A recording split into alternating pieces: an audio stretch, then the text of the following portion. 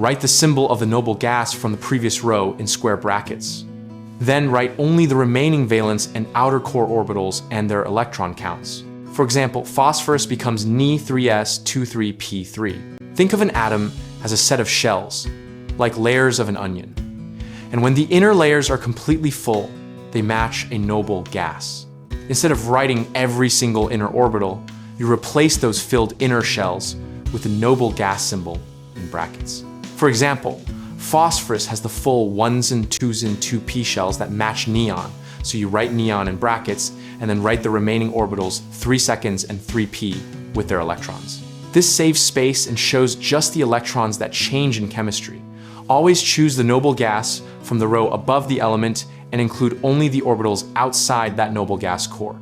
A common mistake is picking the wrong noble gas, which happens when you choose one too high or too low.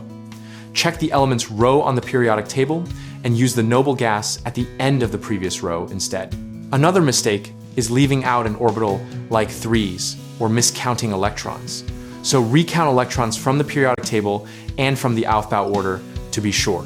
Some students forget that filled D or F subshells may belong inside the brackets for heavier elements. So include those inner filled subshells in the noble gas core when appropriate. For more videos and resources on writing abbreviated electron configurations, go to www.gumballdegree.com.